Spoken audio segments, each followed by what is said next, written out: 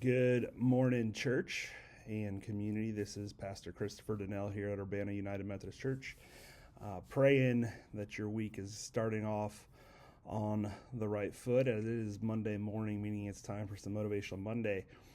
And hopefully you had a restful and relaxing weekend, watching Super Bowl, attending church, being with friends and family, celebrating life and all the good that can come with it. But we also know all the good that can come with life. We know that there are trials and challenges every day around every corner.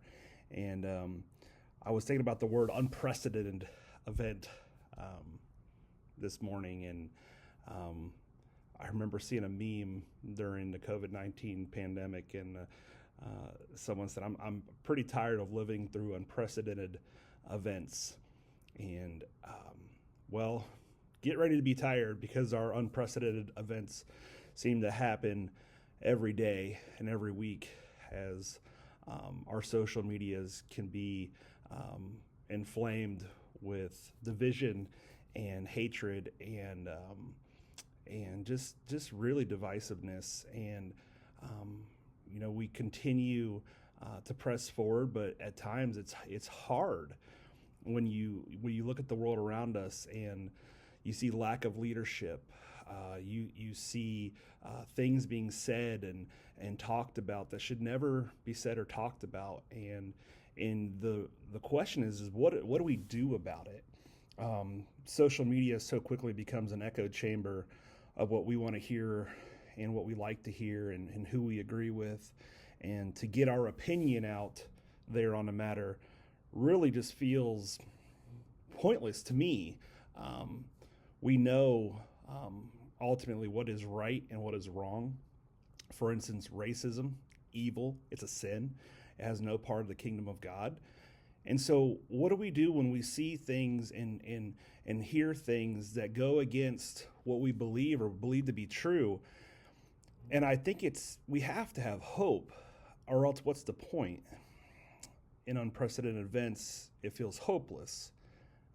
I was reminded in Matthew 24 as Jesus was instructing the disciples on the disastrous things that were to come and come very soon.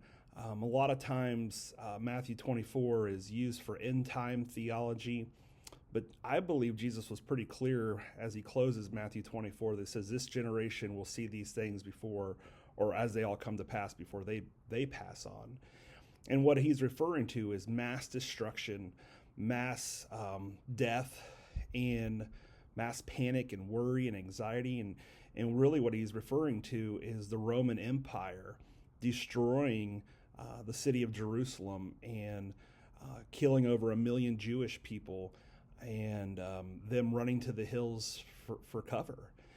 And I have to put myself in their place and thinking, I bet that felt pretty unprecedented when they had a kingdom of thousands and thousands of years, and they were strong and mighty and had God's favor. And then this other foreign entity comes over and takes them over and kills their people and burns their city down in their temple. That would feel pretty unprecedented. But what Jesus says at the beginning of that is, do not be alarmed.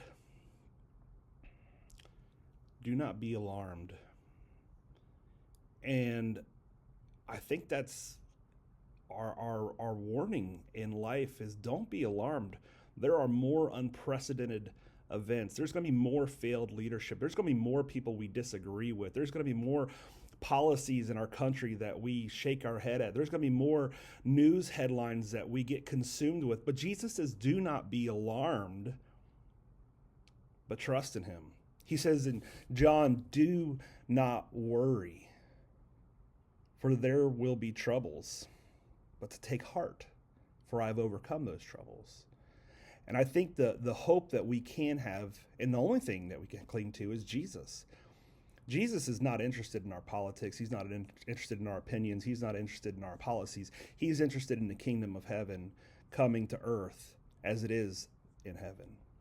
And he's chosen to use you and me as those vessels. So unprecedented events are here to stay. But Jesus is also here to stay. And so I would invite you to take your frustration, to take your worry, to take your anger to Jesus.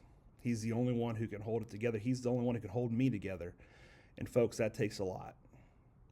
And so I would invite you to cling to the cross. Jesus went there for us. And he thought of you and I when he was there so that we can have hope in this life and the one and the next.